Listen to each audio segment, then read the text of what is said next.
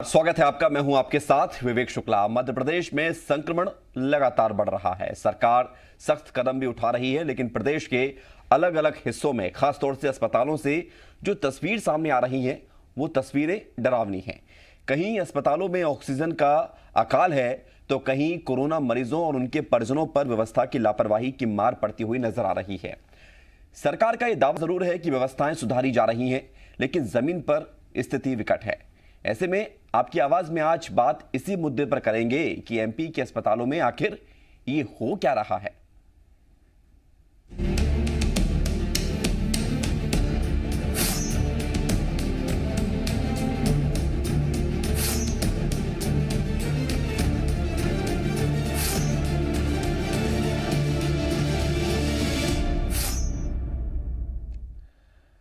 चर्चा की शुरुआत करेंगे, लेकिन उससे पहले आप देखिए 6 तस्वीरों में मध्य प्रदेश के अलग अलग अस्पतालों में या जगहों पर जो स्थिति बनी हुई है। हम आपको मध्य प्रदेश के अलग अलग अस्पतालों की तस्वीर दिखा रहे हैं। भोपाल, जबलपुर, उज्जैन, सागर की तस्वीरें हैं।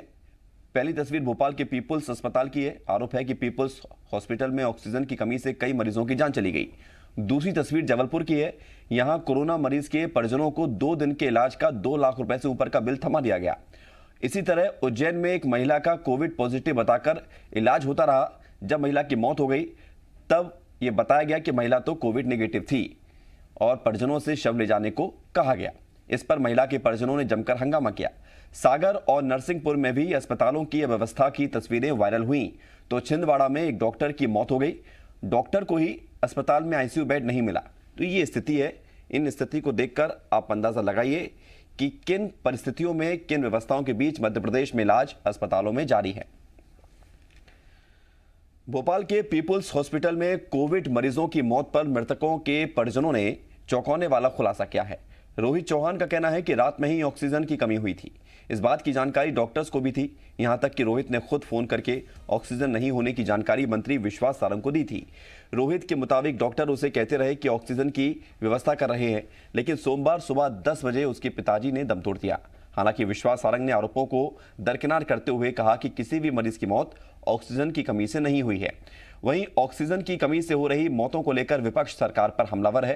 कांग्रेस विधायक कुणाल चौधरी का आरोप है कि 13 दिन में 56 मौतें हो गई, लेकिन सरकार लाशों पर राजनीति कर रही है। इतनी सारी व्यवस्थाएं फेल हो चुकी हैं, ये किसी की सुनने को तैयार नहीं है। सुनिए आप बयान।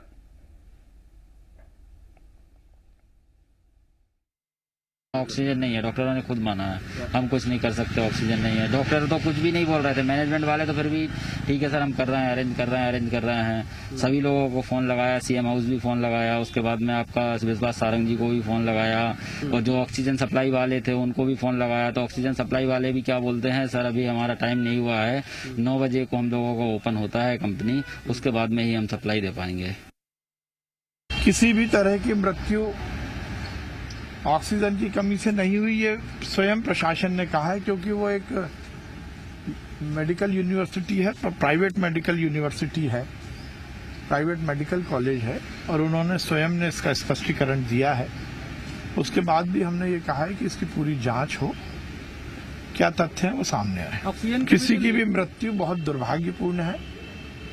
हमारे निर्देश हैं कि सभी मरीजों का बहुत उचित इलाज। सरकार के अंदर जो बैठे लोग हैं, जो माफियागिरी चलाते हैं, वो ऑक्सीजन से लेके हर चीज की माफियागिरी कर रहे हैं। लोग मर रहे हैं और सरकार अपना पड़ला झाड़ने पे लगी हुई है, क्योंकि वो यहाँ की वो दुर्भाग्य है कि स्वास्थ्य मंत्री दमों में लगे थे, चिकित्सा शिक्षा मंत्री बंगाल में लगे थे, और जब तैयारी करनी थी, जब ना तैयारी करी ना से बातें करी, और स्पष्ट रूप से आप बात करो तो सिर्फ मुंह चलाते और अपनी गलती को मानने की बजाय जनता की गलती बताने का काम करते हैं। लाश के ऊपर, मौत के ऊपर राजनीति करने का काम कर रहे हैं। और आइए अब चर्चा की शुरुआत करते हैं। हमारे साथ कुछ खास मेहमान इस चर्चा में शामिल हो रहे हैं। देवेंद्र वर्मा, विधायक हैं बीजेपी से। स्वागत आपका देवेंद्र वर्मा जी। विनय सक्सेना, कांग्रेस विधायक, इस चर्चा में शामिल हो रहे हैं। विनय सक्सेना जी, आपका भी स्वागत। और शरद पंडित, रिटायर्ड सीएमएचओ हैं, ये स्वास्थ्य व्यवस्थाओं का हाल बताएंगे। शरद पंडित जी, आपका भी बहुत बहुत स्वागत आपकी आवाज में जी मध्य प्रदेश छत्तीसगढ़ में। सवाल देवेंद्र वर्मा जी आपसे, और बड़ा सीधा सा सवाल है। अस्पताल तो खुद बीमार हैं, उन बीमार अस्पतालों से आप क्या उम्मीद करें, या जनता क्या उम्मीद करे कि वहां पर जो रोगी पहुंच रहे हैं, जो कोरोना पीड़ित पहुंच रहे हैं, वो स्वस्थ हो जाएंगे। हालत बड़ी खराब है। क्या तर्क है इसके पीछे सरकार का? निश्चित ही आप बता रहे हैं हालत बहुत खराब है, लेकिन अगर हम दूसरे राज्यों से कंपेयर करें या दूसरे देश से भी कंपेयर करें, वर्तमान में अमेरिका में 100 से लेकर 4000 प्रतिदिन मृत्यु हो रही है, लेकिन उसके परिप्रेक्ष्य में अगर हमारे देश से हम कंपेयर करते हैं तो हमारे देश की स्थिति ठीक है। इसी प्रकार अगर दूसरे प्रदेशों से मध्य प्रदेश की स्थिति की तुलना करते हैं तो मध्य प्रदेश की स्थिति दूसरे प्रदेशों से ठीक है। और रही बात व्यवस्थाओं की, कौन से दूसरे प्रदेशों से? सर प्रदेशों का नाम भी लीजिए, फिर तुलना कीजिए। अमेरिका का नाम तो आपने ले लिया ना? नहीं, आपके प्रश्न के हिसाब से वो विषय रखना जरूरी है। मेरा मानना ऐसा है, आप एक स्थिति भयावह की ओर ले जा रहे हैं, लेकिन अगर हम देखें कि प्रतिदिन ठीक होने वाले लोगों का प्रतिशत कितना है तो ध्यान में आता है लगभग 95% से ज्यादा मरीज ठीक हो रहे हैं। ऐसा नहीं है, हमेशा व्यवस्थाओं में सुधार की गुंजाइश रहती है। हमारी सरकार रात दिन प्रयास कर रही है कि किस प्रकार व्यवस्थाओं को सुधारा जाए। हमारे प्रदेश में मात्र 200 वेंटिलेटर होते थे, वर्तमान में लगभग 1000 से ऊपर हैं। इसी प्रकार आईसीयू बेड मुश्किल से 500 होते थे, वो लगभग 3000 हैं। इस वर्मा जी, सभी ये रिकॉर्ड, ये आंकड़े कब तक रखेंगे? अस्पतालों से तस्वीर आ रही, उस पर बात करिए ना। ऑक्सीजन की कमी से लोग वहां पर मर रहे हैं। कहीं कहीं पर ऑक्सीजन का मास्क लगा दिया जाता है, पाइप अटैच नहीं होता है। कहीं पर मरीजों का इलाज चलता है कोविड के नाम पर। जब मौत हो जाती है तो कोविड नेगेटिव रिपोर्ट बताकर परिजनों से कहते हैं कि शव को ले जाइए। छिंदवाड़ा में तो डॉक्टर अब तक इलाज करते रहे, उनको खुद बेड नहीं नसीब हुआ। अब ये आंकड़ों पर आप कौन से देश या किस राज्य की तुलना करेंगे मुझे नहीं पता, लेकिन आप ये तो बताइए कि ये अव्यवस्था क्यों है? नहीं, ये कुछ प्राइवेट हॉस्पिटल में कुछ गड़बड़ियां हो सकती हैं, लेकिन हमारी सरकार पूरा प्रयास कर रही है कि किस प्रकार जो कमियां हैं उनको दूर किया जाए।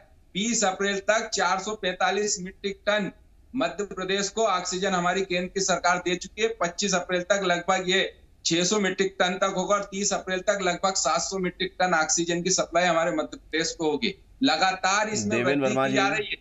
जो मरीज अस्पताल में जा रहा है उसको ये मतलब नहीं है कि आपने कितने टन ऑक्सीजन ले लिए केंद्र से या दूसरे राज्यों से। उसको मतलब ये है कि वो अस्पताल में जा रहा है तो उसको ऑक्सीजन मिल जाए। और यहीं से सवाल खड़ा होता है कि आप टनों ऑक्सीजन ले लो, क्या फायदा यदि मरीजों को ऑक्सीजन ना मिले? मध्य प्रदेश में मरीजों को ऑक्सीजन मिल रही है। निश्चित ही कुछ जगह कुछ गड़बड़ियां हो सकती हैं, लेकिन 95% आप तो सीधे दरकिनार कर रहे हैं कि गड़बड़ियां हो सकती हैं। सभी को अगर ऑक्सीजन मिल रही है तो गड़बड़ियां क्यों हो रही हैं? क्यों इस तरह की चीजें सामने आ रही हैं? 95% से ज्यादा मरीजों का ठीक होने का प्रतिशत है कोरोना की जो गाइडलाइन के हिसाब से। सर ऐसे तो देश की आबादी 140 करोड़ के आसपास है, 10% लोग भी बीमार नहीं हुए हैं। शर्म आनी चाहिए सरकारों को कि वो अपने 1% लोगों को भी अस्पताल में भर्ती नहीं करा सकते हैं। इतनी क्षमता भी नहीं है और सालों से राज किया जा रहा है, चाहे प्रदेश की बात हो या देश की बात हो। देवेंद्र वर्मा जी, उसके बाद फिर बाकी चर्चाओं, बाकी गेस्टों को शामिल करूंगा मैं। बोलिए। अगर हम व्यवस्थाओं की बात करें तो हमारी सरकार रात दिन प्रयास कर रही है। सर आप वही रटा रटाया जवाब दे रहे हैं। ठीक है, लौट रहा हूं मैं आपके पास। विनय सक्सेना जी कांग्रेस विधायक हमारे साथ जुड़े हुए हैं। विनय सक्सेना जी सुन लीजिए, अब देवेंद्र वर्मा जी दूसरे मेहमानों को भी सुनिए। विनय सक्सेना जी, सवाल सीधा सा है। देवेंद्र वर्मा जी सुन तो लीजिए, अब आप बोलेंगे तो कोई दूसरा नहीं बोल पाएगा, उसकी आवाज नहीं आएगी। विनय सक्सेना जी, स्थिति क्यों बिगड़ी हुई है मध्य प्रदेश में, और क्या कांग्रेस यहां मध्य प्रदेश में आरोप लगाकर इतिश्री कर लेगी? नहीं, ये विषय मानवीय लड़ाई का है। विषय ये नहीं है अगर झूठ सरकार बोलती रहेगी, असत्य बोलती रहेगी और हमारे सामने लोगों की मौतें होती रहेगी, मौत का कहर बरपता रहेगा, हाहाकार मचा रहेगा। मौत ना सिर्फ अस्पतालों में बल्कि शमशान घाटों में, कब्रों में कि कब्रिस्तानों में जगह कम पड़ जाएगी। तो आखिर क्या आंख बंद करके बैठे रहेंगे? रोम जल रहा था और नीरो बंसी बजा रहा था। ये हालात मध्य प्रदेश के शासन का है और देश के शासन का। मैं बहुत आंकड़ों पे 2-3 मुद्दों पे बात करना चाहता हूं बड़ी गंभीरता से, और अगर जी न्यूज के माध्यम से ये बात हिंदुस्तान के हमारे जो मुखिया है उनके कान तक पहुंच जाए। रेमडेसिविर इंजेक्शन जिसकी शॉर्टेज है, जिसके बारे में मैंने प्रभारी मंत्री जौलपुर में अरविंद भदौरिया जी आए थे, उनको एक पत्र दिया था। ये 50 लाख रुपए एडवांस के साथ मैं आपको एक पत्र दे रहा हूं, कल आपको 10,000 इंजेक्शन मिल जाएंगे। वो ऑथेंटिक ये पत्र है जो एमपी गवर्नमेंट ने लिखा और महाराष्ट्र गवर्नमेंट ने लिखा। ये रेमडेसिविर इंजेक्शन जिसको बनाने वाली कंपनी जिलियट है, जिसके पास पेटेंट है। 7 कंपनियां हिंदुस्तान में रेमडेसिविर सप्लाई करती हैं और 4 कंपनियां जो विदेशों को भेजती थी, लेकिन उस विदेशों में भेजने वाली कंपनियों पे निर्यात पे तो रोक लगा दी, लेकिन केंद्र सरकार उनको हिंदुस्तान में ये कह के कि इन पे पेटेंट लागू नहीं है, इसीलिए पेटेंट लागू होता है इसलिए हम उनको सप्लाई नहीं करने दे सकते। वही लेटर मिस्टर नरहरी साहब का ये पत्र है जो मेरे सामने है, ऑन द रिकॉर्ड है ये। देवेंद्र जी भी सुन लें, मुख्यमंत्री जी सुन रहे हैं वो भी सुन लें, माननीय विश्वास सारंग जी सुन रहे हैं वो भी ध्यान से सुन लें। ये पत्र में 16/4 को ये पत्र लिखा गया। उस कंपनी को प्रोटेक्ट कंपनी है जो हिमाचल प्रदेश की है। महाराष्ट्र सरकार ने 19 तारीख को पत्र लिखा, दूसरे दिन परमिशन दे दी उसको। हमारी मध्य प्रदेश सरकार कह रही है कि केंद्र सरकार से पहले अनुमति लेके आओ। मैं ये कहना चाहता हूं, अगर हिंदुस्तान की सरकार, मैं तरीका भी बता रहा हूं कि पेटेंट अगर लागू है तो हिंदुस्तान के जो हमारे सरकारी उपक्रम है उनके ऊपर पेटेंट लागू नहीं होता। मैं आपको नाम से कहना चाहता हूं, आज अगर हिंदुस्तान की एंटीबायोटिक लिमिटेड को अगर आज बनाने को दे दिया जाए और इन 4 कंपनियों को विदेश में जो कंपनियां इंजेक्शन भेज रही थी, बांग्लादेश को, कनाडा को, जहां पेटेंट लागू नहीं था, अगर इन कंपनियों को आज आप अनुमति दे दो तो 1 लाख पर डे बनाती है कंपनियां। 4 कंपनी 4 लाख बनाती। तो मतलब सरकार जो है जानबूझकर इंजेक्शन की सप्लाई रोक रही है। सरकार चाहती नहीं कि इंजेक्शन पहुंचे लोगों तक। मैं वही तो कह रहा हूं, ये जो मैं बातें कह रहा हूं विद आंकड़े कह रहा हूं, ऑन द रिकॉर्ड कह रहा हूं। महाराष्ट्र सरकार ने 2 दिन के अंदर अनुमति कैसे दे दी? मैं ये पूछना चाहता हूं, ये पत्र है देखिए, ये मारा और ये अभी ऑथेंटिक मंगा ली। मैं झूठ बात नहीं करता, मैं आंकड़ों में बात करता हूं। एक तो हो गई इंजेक्शन की बात। आपको एक उदाहरण देना चाहता हूं, 2015 में जब टेमी फ्लू की शॉर्टेज आई थी तो राजस्थान सरकार ने वहां की जो उनकी सरकारी संस्था है पीएसयू को परमिशन दे दी थी। 2 दिन के अंदर उन्होंने टेमी फ्लू इंजेक्शन, वो जो दवाइयां उसकी सप्लाई शुरू कर दी थी। ये जो मोनोपॉली और कालाबाजारी हिंदुस्तान में चल रही है, माननीय प्रधानमंत्री जी रोज मीटिंग ले रहे हैं, ये 2 डिसीजन दे नहीं सकते क्या? मैं आपसे निवेदन करना चाहता हूं हाथ जोड़ के, राजनीति की बात बिल्कुल नहीं है, लेकिन वो आंकड़े, और आपको मैं बताना चाहता हूं इस पे कल सुप्रीम कोर्ट में 1-2 दिन के अंदर एक याचिका लग रही है कि अनुमति सरकार क्यों नहीं दे रही। दूसरा मैं कहना चाहता हूं, एक बड़े हाथ जोड़ के देवेंद्र जी और हमारे पंड्या जी को, सबको और आप सबको, जी के जो दर्शक उनको भी कहना चाहता हूं, ऑक्सीजन की सप्लाई के 162 प्लांट लगने थे हिंदुस्तान में। 1 साल से मार्च में ऑर्डर जो होना था वो जाके अक्टूबर-नवंबर तक मात्र 162 में से 39 को परमिशन दी गई, जिसमें से 5 प्लांट एमपी में लगना है, बाकी बिहार और अन्य प्रदेशों को। हम लोग 1 साल तक ऑक्सीजन प्लांट नहीं लगा पाए। आज हम बातें करते हैं कि हम ग्रीन कॉरिडोर बना देंगे, 8-8 दिन लगते हैं उसके बाद भी ऑक्सीजन प्लांट से यहां तक आने में। हमारी सरकारें सोती क्यों रही? ये इलेक्शन मोड में क्यों नहीं? ये वहां पश्चिम बंगाल में लड़ते रहे क्यों? ऐसे इमरजेंसी के समय जब पूरे हिंदुस्तान में मेडिकल इमरजेंसी लागू कर देनी थी, आपातकाल लागू कर देता था चिकित्सा के नाम पे, उस समय हमारी सरकार इलेक्शन मोड में क्यों थी? वो मैं उस पर किसी को साफ साफ कहना चाहता हूं, सरकार उस समय कोई की भी हो। थोड़ा सा रुकिए, एक बड़ी खबर आ रही है विनय सक्सेना जी, वो खबर आपके काम के लिए भी है, सभी दर्शकों के काम के लिए। जो बड़ी खबर मिल रही है वो ये है कि प्रधानमंत्री नरेंद्र मोदी अब से करीब आधे घंटे के बाद देश को संबोधित करने जा रहे हैं। बड़ी खबर आपको बता दें, पीएम मोदी देश को संबोधित करेंगे। ये बड़ी जानकारी है, अहम जानकारी है। रात 8:45 बजे यानी कि 8:45 पर देश को संबोधित करेंगे पीएम मोदी। इस संदेश में क्या होगा ये अपने आप में महत्वपूर्ण है। कोरोना पर देश को संबोधित करने वाले हैं पीएम मोदी। कोरोना से लेकर जो स्थिति बनी हुई है वो अपने आप में सबके सामने है, और हाल ही में जो सरकार ने प्रैक्टिस शुरू की है वैक्सीनेशन ड्राइव को लेकर, कल 18 वर्ष से ज्यादा उम्र के लोगों के लिए अलाउ किया गया था, और अभी कुछ देर पहले पीएम मोदी ने बात भी की है वैक्सीन निर्माताओं से। और अब से करीब आधे घंटे के बाद पीएम मोदी का संबोधन अपने आप में महत्वपूर्ण हो सकता है। विनय सक्सेना जी, ये बातें तो बहुत महत्वपूर्ण आप कर रहे हैं, आंकड़े भी बता रहे हैं, लेकिन सवाल इस बात का है कि ऑक्सीजन रेमडेसिविर इसकी तो कमी है, लेकिन उन लोगों का क्या करें जो अस्पताल में मरीजों को देख रहे हैं, उनको तक बेड नहीं मिल रहा है। देखिए, मैं आपसे फिर कहना चाहता हूं, ये मध्य प्रदेश सरकार के आंकड़े मेरे सामने रखे हुए हैं। मध्य प्रदेश सरकार की जो स्वास्थ्य विभाग की एनुअल रिपोर्ट है बिल्कुल ऑथेंटिक है, सुप्रीम कोर्ट में एफिडेविट लगा हुआ है, मैं गलत बात नहीं कहूंगा। 3620 पद थे, मात्र 765 भरे गए पद पिछले 2 साल के अंदर, मतलब 80% पद खाली पड़े हुए। इसके अलावा 5097 जो हेल्थ ऑफिसर के पद थे उसमें मात्र 3500 पद भरे गए, वो भी अभी 30% बाकी हैं। हमारे 1 साल के अंदर हम लोग कहते हैं कि हमारे पास पैसे की कमी नहीं, माननीय मुख्यमंत्री कहते हैं मैं रोतोइला। ठीक है, महत्वपूर्ण सवाल आपने किया कि अगर पद खाली पड़े हैं तो भरे क्यों नहीं जा रहे। मैं शरद पंडित जी को भी चर्चा में शामिल करूंगा, काफी देर से बैठे हुए हैं। एक चीज आपके माध्यम से, ठीक है सर, समय बड़ा लिमिटेड है, सारा समय आपको दे दूंगा, तो बाकी मेहमान भी हमारे बैठे उनकी भी आपकी राय एक निवेदन करना चाहता हूँ जी। सुनिए, मैं एक निवेदन आखिरी में करना चाहता हूँ, अगर आपको आगे समय नहीं देना। माननीय प्रधानमंत्री जी अपने संबोधन में रेमडेसिविर की जो 4 कंपनी को अनुमति नहीं मिल रही, उसको अपने भाषण में ले लें। जी न्यूज के कई फर्क पड़ जाए उनको टैग करते हुए, हो सकता है आपकी बात मान लें। शरद पंडित जी, सवाल आपसे ये है कि जो स्वास्थ्य सेवाएं चरमराई हुई हैं मध्य प्रदेश के तमाम अस्पतालों से, जो तस्वीर सामने आ रही है, क्या वाकई में यही स्थिति थी हमारे हेल्थ सिस्टम की जब खुलकर सामने आ गई है और हम अब तक इस पर नजर ही नहीं दे पाए, या सरकारें जानबूझकर आंखों पर पट्टी बांधे रही? नहीं, देखिए विवेक जी, इस संबंध में मैं ये कहना चाहूँगा कि इसमें कोई शक नहीं कि हमारा जो हेल्थ का जो इंफ्रास्ट्रक्चर था या हमारे स्वास्थ्य क्षेत्र में जो अधोसंरचना थी वो उतनी मजबूत नहीं थी कि इतनी बड़ी आपदा को हम लोग जो है वो जो है झेल सकें, और उसके लिए तैयारियां निश्चित रूप से जो है, क्योंकि इसके साथ कई चीज़ें जुड़ी रहती है। डॉक्टर्स के जो रिक्त पद हैं अभी बताए, पैरामेडिकल स्टाफ है, नर्सिंग स्टाफ है, ये क्या है रातों रात तैयार नहीं होते हैं, इसके लिए जो है वो एक समय लगता है, और उसकी वजह से इंफ्रास्ट्रक्चर को कोई भी और दूसरे कारण भी रहे जिसकी वजह से हम पूर्ण नहीं कर पाए। दूसरी जो चीज़ है, जो मैग्नीट्यूड ऑफ प्रॉब्लम है, जो अभी जो ये सेकंड वेव आई है जिसको हम कहें, तो वो उसका मैग्नीट्यूड इतना ज़्यादा था कि शायद हम लोग पूरी तरह से तैयार नहीं थे। हालांकि 1 वर्ष का हमको समय मिला था, तैयारियां हमको कर लेना चाहिए थी, परंतु अब ये जो प्रॉब्लम आया है उसके लिए निश्चित रूप से कुछ कमियां थी हमारे पास, और उसको दूर करने के लिए शासन अपने स्तर पर प्रयास कर रहा है। परंतु अब इसमें सबको अपनी अपनी विचारधाराओं से ऊपर उठकर और सबको सहयोग करना पड़ेगा। सर, लाखों के बिल बन रहे हैं प्राइवेट अस्पताल में, सरकारी अस्पतालों में बिस्तर नहीं है, और प्राइवेट में जाता है व्यक्ति तो अपनी सारी संपत्ति उसमें गंवा बैठेगा, क्योंकि लाखों के बिल बन रहे हैं। किसी के 2 लाख, किसी के 3 लाख, किसी के 5 लाख, अभी आंकड़े सामने आने शुरू हो जाएंगे, 10-10 लाख तक बिल जाएंगे। बिल्कुल आप सही कह रहे हैं। मेरा इसमें यह अनुरोध है कि देखिए जो है इस समय सबको मिलके इस मुसीबत का जो है वो आई है। अब ये बाद में एनालिसिस होता रहेगा, ये हम विश्लेषण करते रहेंगे कि कहाँ कमी रह गई, किसकी गलती थी, किसकी गलती नहीं थी, कहाँ रिस्पॉन्सिबिलिटी फिक्स हो। परंतु इस समय वर्तमान में हमको सबको एकजुट होकर जो है मानव जीवन को बचाने के लिए सारों को एक साथ आना होगा और प्रयास करना होंगे।